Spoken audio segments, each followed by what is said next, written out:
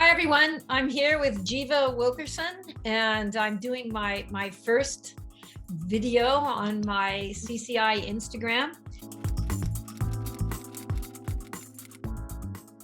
And my first question for her is going to be, why did you become a CCI coach?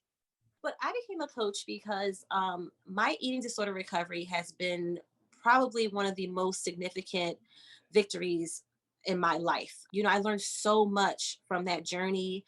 I have been so empowered through that journey.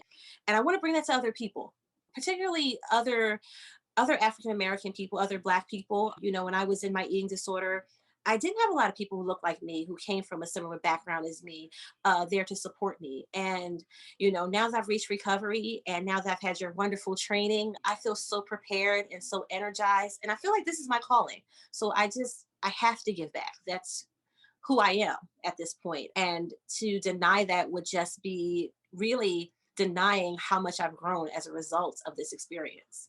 Oh, wow. I mean, that's an important thing to say, right? And I felt the same way back when, for my own self and all that. So how do you think coaching helps get access to resources for diverse populations and marginalized populations? Well, one, particularly because, when you're someone who has lived experience, becoming a coach and becoming a peer is just like, it just makes a lot of sense. And it gives a lot of access to people who normally wouldn't get into this field to be able to give back. So, coaching is a great way to do that. You get to work with someone, one-on-one or within a group, and you get to really share and you get to really just teach those skills, those everyday kind of things that people need to really, continue this journey and maintain their recovery. So it really does open up the field to so many new people who probably normally would say, oh, maybe I'm not ready to do this. But, coaching is just, it's new, but it's growing because it's just so necessary and so accessible.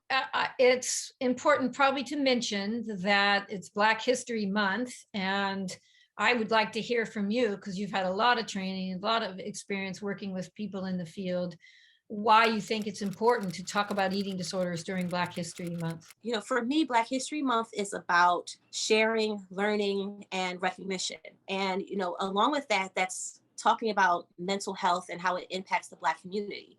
And eating disorder is an illness that, as it doesn't discriminate. It impacts everyone, and there are so many people in the Black community who are dealing with eating disorders and really in silence because they don't have the information or other people don't have the information to really be able to support them and help them recover and help them just reach the point where they are just free from this illness. And so talking about it now is just so important while we have everyone's ears, not just the Black community, but Yeah. everyone's ears and Yeah. focused on what's going on with us to really bring this to their attention so that we all as a collective can work together to really support a community that really needs it. Well, I really appreciate you being here. As you know, I was so excited to have you become a coach, and all of your work in the eating disorder field that has been seen by me and a lot of other people for a long time. So stay tuned because I may have you back for a longer, live Instagram or something like that. Thank you so much for being here.